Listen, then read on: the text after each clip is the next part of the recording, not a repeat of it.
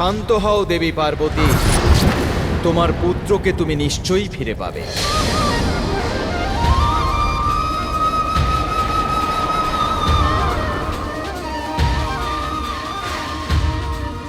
এই জন্য নয় যে তুমি সংহার করছো, বরং এই জন্য যে তোমার পুত্র লাভের বাসনা অত্যন্ত প্রবল।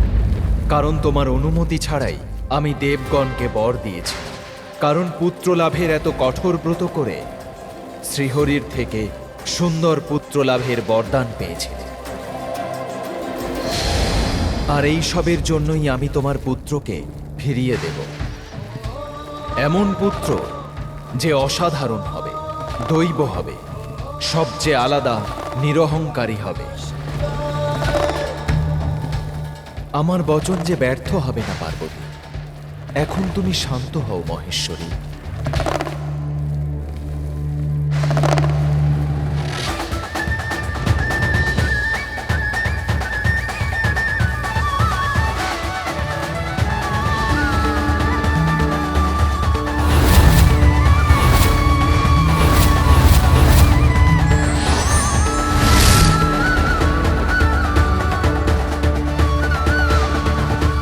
মনে হচ্ছে মাতার ক্রোধ শান্ত হয়ে গেছে।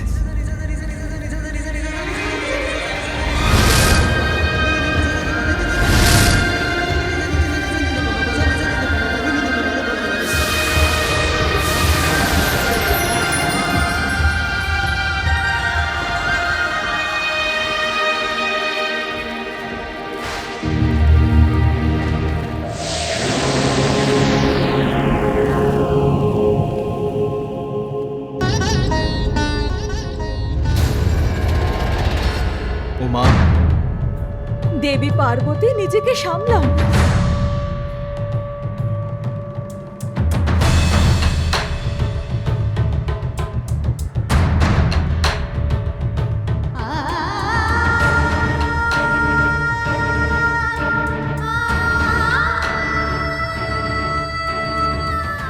আমি আমার পুত্রকে দেখতে চাই। ওকে না দেখে আমি শান্ত হতে পারবো না। স্বামী, এই মায়ের উপর এইটুকু দয়া করুন। আমার পুত্রকে দয়া করে ফিরিয়ে দিন।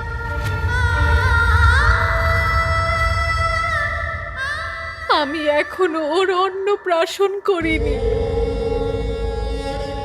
আমি এখনো ওকে আমার স্নেহে ভরিয়ে তুলিনি। ওকে নিজের হাতে খাওয়াইনি, বড় করিনি, মমত্বে ওকে ভরিয়ে তুলিনি। আমি আপনার কাছে অনুরোধ করছি প্রভু,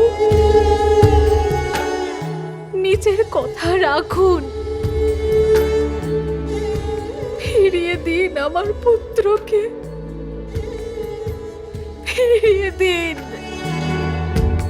দেবী, এতে মহাদেবের কোনো দোষ নেই। এই সব আমার জন্যই হয়েছে।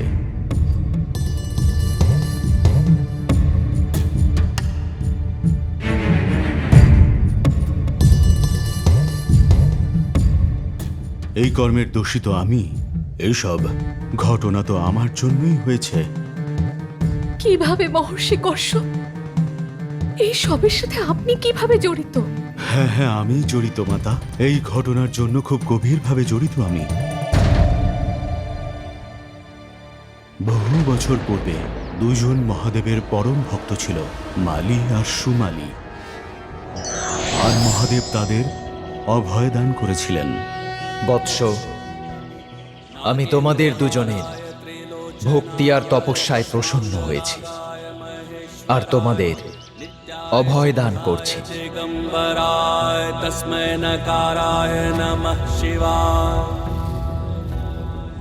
এরপরে একবার মালি আর সুমালির সঙ্গে সূর্যদেবের সংঘর্ষ হয়। যে যুদ্ধে সূর্যদেব তাদের বধ করার জন্য প্রস্তুত হন। তখন মালি আর সুমালির অভয়দাতা মহাদেবকে আবির্ভূত হয়ে ওদের রক্ষা করতে হয়। উনি সূর্যদেবকে নিজের ত্রিশূলের দ্বারা প্রহার করে ওনাকে মরণাপন্ন অবস্থায় রথ থেকে নিচে ফেলে দেন। তখন সূর্যপিতা স্বয়ং আমি ওখানে পৌঁছে যাই। তখন আমি আমার পুত্র সূর্যের দেহকে অচৈতন্য অবস্থায় মাটিতে পড়ে থাকতে দেখি। আর তখন আমি নিজে প্রচণ্ড ক্রোধে প্রভাবিত হয়ে মহাদেবকে এক ভয়ঙ্কর অভিশাপ দিয়ে ফেলি। আজ আপনারই কারণে আমার পুত্র আমার সামনে যে অবস্থায় পড়ে রয়েছে, ঠিক সেইভাবেই আপনিও আপনার পুত্রকে প্রহার করবেন মহাদেব। সেই সময় আমার পুত্রের মৃত্যু কিন্তু হয়নি মহাদেব আপনার দ্বারা, কিন্তু আমি তো অভিশাপ দিয়েই দিয়েছিলাম, আর সেই সবের কারণেই তো আজ এই সব ঘটল। কিন্তু হে মহাদেব, আপনি তো করুণা সাগর, সব জীবনেরই স্রোত, তাই আমার অনুরোধ স্বীকার করে আমার দোষ মুক্ত করুন। আপনার পুত্রকে জীবিত করুন মহেশ্বর। আপনি যদি চান তবে অবশ্যই সম্ভব হবে। ঋষিবর, আমি সেই প্রচেষ্টাই শুরু করতে চলেছি। এবার আমাকে আজ্ঞা করুন। প্রণাম মহাদেব, প্রণাম মাতা।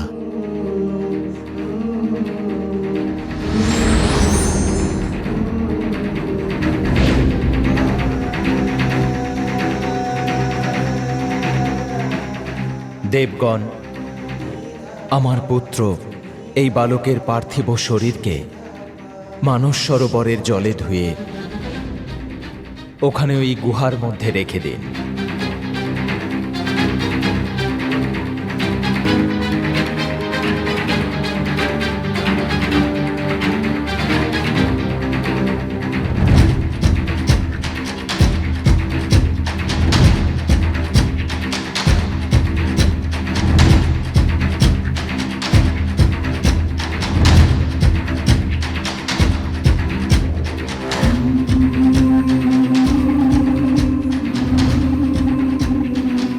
আমার উপর বিশ্বাস রাখো দেবী, এভাবেই আমি ওকে পুনরায় জীবিত করতে পারবো।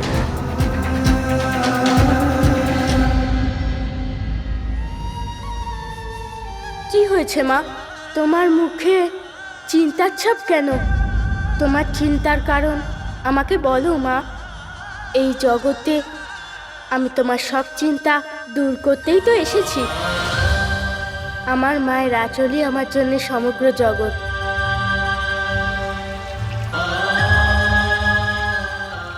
এ তুমি কি করছো সোনা?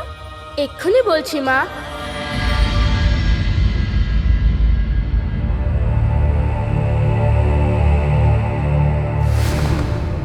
না, আমি আর সহ্য করতে পারবো না। আমার পুত্রকে ফিরিয়ে দিন না।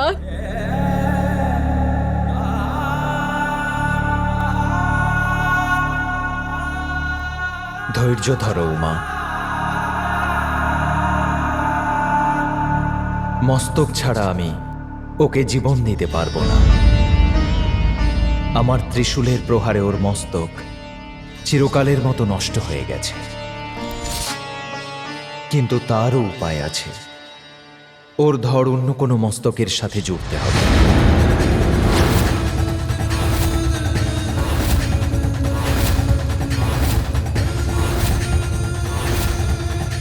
তখনই আমার পুত্রকে পুনরায় জীবিত করতে পারবো। কি? অন্য কারোর মস্তক জুড়ে দেবেন আমার পুত্রের ধরে? কার মস্তক হবে সেটা?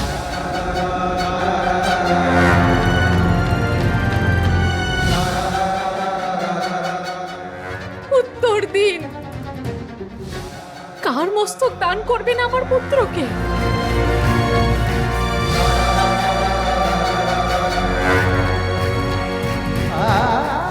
আমি তোমাকে কথা দিয়েছি উমা, আমি তোমার পুত্রকে পুনরায় জীবিত করব। সেই জন্য বিশ্বাস রাখো, যা হবে ভালোই হবে। কিন্তু স্বামী, ওকে তো অন্য কারোর মস্তক ধারণ করতে হবে। অন্যের মস্তক আমরা কেমন করে আনবো প্রভু? দেবতাগণ, আপনারা সবাই উত্তর দিকে যান। সেই দিকে প্রথম যে শিশুকে আপনাদের চোখে পড়বে যার জন্ম কিছু সময় পূর্বে হয়েছে তার মস্তক নিয়ে আসুন। সেই মস্তকই এই বালকের মস্তক হবে।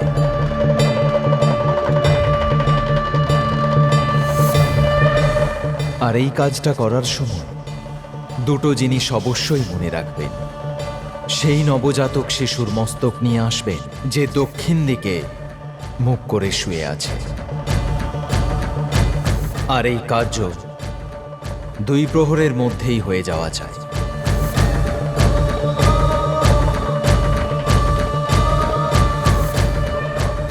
নইলে আমি আমার পুত্রকে পুনরায় জীবিত করতে অসমর্থ হব।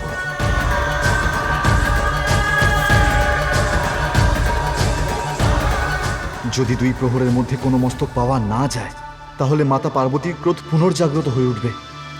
আমাকে এই চিন্তায় কুঁড়ে খাচ্ছে, কিন্তু এই চিন্তার কথা আমি কাকে বলবো?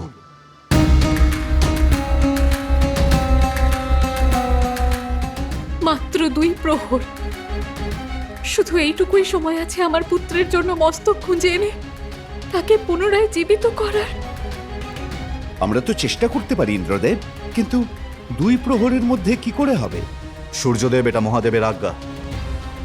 আমাদেরকে ওনার ওপর বিশ্বাস করে যত শীঘ্র সম্ভব এই যাত্রা শুরু করতে হবে এবং আর দেরি না করে উত্তর দিশার দিকে অগ্রসর হতে হবে। দাঁড়ান ইন্দ্রদেব, আমিও আপনাদের সহায়তার জন্য আপনাদের সকলের সঙ্গেই যাব। আপনি নিশ্চিন্ত থাকুন দেবী পার্বতী। যে উপায়ে আমি মহাদেবকে গজাসুরের উদর থেকে মুক্ত করার প্রতিশ্রুতি পালন করেছিলাম,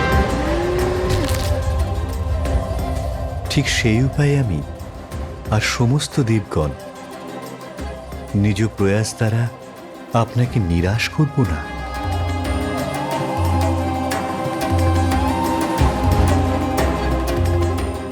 আপনার এই বচন দিয়ে আমাকে আশ্বস্ত করার জন্য অসংখ্য ধন্যবাদ ভ্রাতা।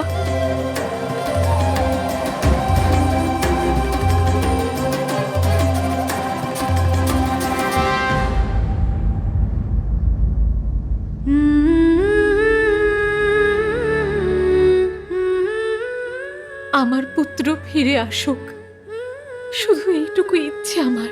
আমার উপর বিশ্বাস রাখো মা।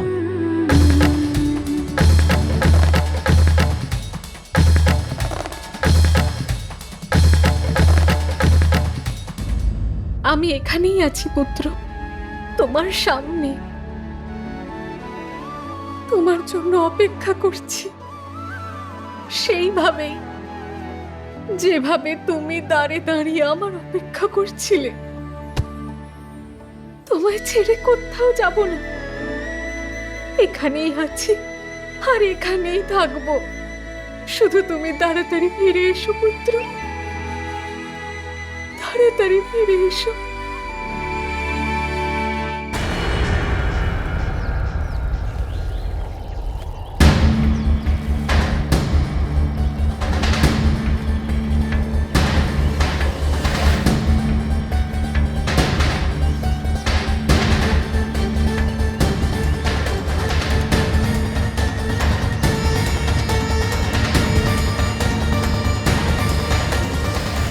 সময় তো তীব্র গতিতে পেরিয়ে যাচ্ছে, আর আমরা এখনো কোনো নবজাতক শিশুকে পেলাম না। এখানে তো বহুদূর বিস্তৃত ঘন জঙ্গল ছাড়া কিছুই দেখা যাচ্ছে না। জীবনের কোনো চিহ্নই নেই এখানে। হে শ্রীহরি, এভাবে যদি আমরা উত্তর দিকে এগিয়ে যেতে থাকি তাহলে আমরা ঘন বনাঞ্চলে প্রবেশ করব। এই বনে নবজাত শিশুকে কোথায় পাবো? দেবগণ, দিকের মধ্যে সর্বোত্তম দিক হলো উত্তর দিক। জীবনের মূল মন্ত্র লুকিয়ে আছে এখানে। জীবনের সকল প্রকার ধনাত্মক শক্তির স্রোত উত্তর দিকেই স্থিত রয়েছে। অতএব আপনারা আপনাদের সংশয় পরিত্যাগ করুন আর এগিয়ে চলুন, কারণ যেখানে আপনারা শুধু বনাঞ্চল দেখতে পাচ্ছেন সেখানে মহাদেব নিজ দিব্যদৃষ্টি দ্বারা ভবিষ্যৎ দর্শন করেছেন। দেবী পার্বতী আর মহাদেবের জীবনে নবীন অধ্যায় আরম্ভের স্রোত অবশ্যই আমরা উত্তর দিকেই খুঁজে পাব। কিন্তু শ্রীহরি, নিজেদের স্বার্থের জন্য একটা নবজাত শিশুর প্রাণ হরণ করব, এ কি উচিত হবে? অগ্নিদেব, মহাদেব সর্বজ্ঞ, কোনো কিছুই ওনার দৃষ্টি এড়িয়ে যায় না, সব বিষয়েই জ্ঞাত উনি। যদি উনি কিছু বলে থাকেন তবে তার পেছনে অবশ্যই কোনো গূঢ় অর্থ লুকিয়ে আছে। তাই আপনি ওনার উপর আস্থা রাখুন আর ওনার আদেশ অনুসারে এগিয়ে চলুন। আর তাছাড়া আমি যখন আপনাদের সহায়তা করতে উপস্থিত, তখন আপনাদের কিসের চিন্তা?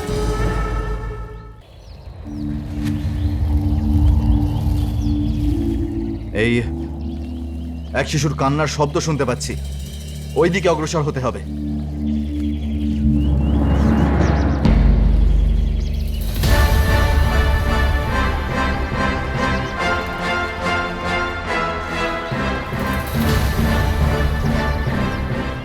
ও না না না না না না না আরে আরে আরে আমার সোনা, কাঁদে না সোনা, এই তো শান্ত হয়ে যাও সোনা, কাঁদে না বাবা, তোমার মা আছে তো তোমার সঙ্গে, তাহলে কাঁদছো কেন? আ আ আ ও এবার চুপ হয়ে যাও সোনা। অবশ্যই এই সেই শিশু যার ব্যাপারে মহাদেব আমাদেরকে বলেছিলেন। হ্যাঁ, অবশ্যই এটাই হলো আমাদের সমস্যার সমাধান। না বরুণ দেব, আপনি ভুল করছেন। ভুল? কিরকম ভুল বিষ্ণুদেব? এ এক শিশু আর নবজাতক, আমাদেরকে এরই মস্তক নিয়ে যেতে হবে, তাই না? ইন্দ্রদেব, এই শিশুটি নবজাতক অবশ্যই, কিন্তু মহাদেব আমাদের স্পষ্ট বলেছিলেন সেই নবজাতকের মস্তক নিয়ে আসবেন যে দক্ষিণ দিকে মাথা করে শুয়ে আছে। আর এই বালকটির মুখ পশ্চিম দিকে স্থিত।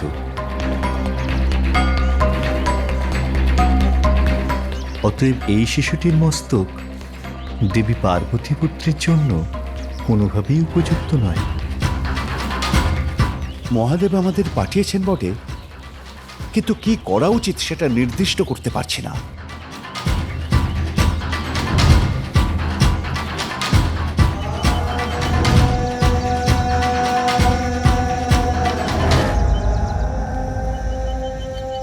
দেবগণ, এই শিশু দ্বারা আমাদের কার্যোদ্ধার হবে না। এক প্রহর অতিবাহিত হয়েছে, আমাদের শীঘ্রই কোনো অন্য শিশুর সন্ধান করতে হবে।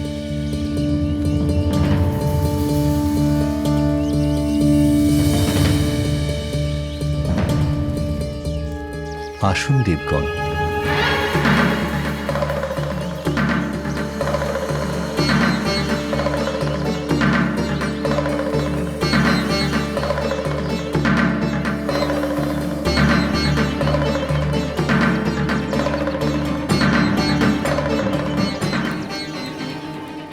এখানে কেউ আছে? অবশ্যই আছে। মনে হচ্ছে এটাই সেই শিশু যার মস্তক আমরা খুঁজছি।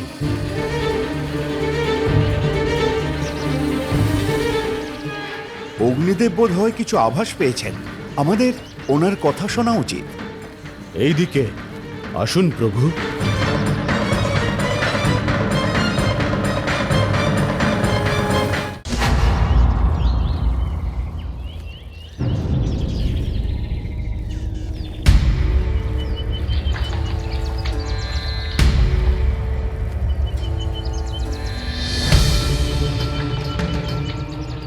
বিষ্ণুদেব, ওই যে দেখুন, ওইখানে শিশুটি কাঁদছে।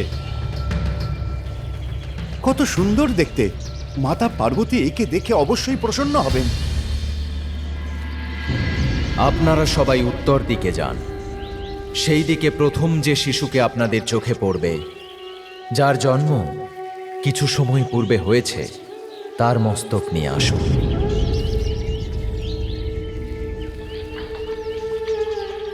আপনারা আবার ভুল করছেন দেবগণ। মহাদেব স্পষ্ট বলেছিলেন যে কোনো নবজাতক শিশুর মস্তক সন্ধান করতে হবে, কিন্তু এই যক্ষ শিশু নবজাতক নয়, এর আয়ু 1 বৎসরের সমান।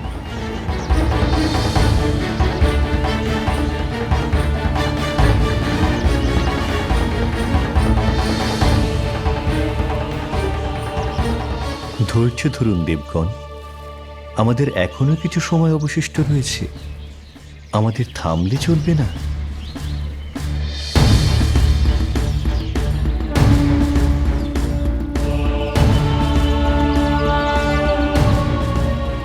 আসুন দেবগণ, সম্মুখে এগোনো যাক।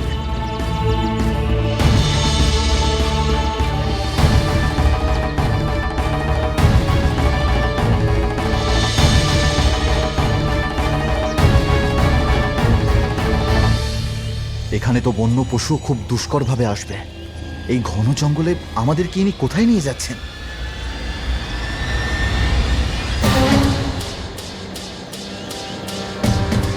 প্রভু শ্রীহরি আমাদের সঙ্গে থাকা সত্ত্বেও মনে সন্দেহ হচ্ছে। এখানে কি আমরা কোনো শিশুর মস্তক খুঁজে পাবো? এখানে শিশুর মস্তক পাওয়া খুবই দুষ্কর।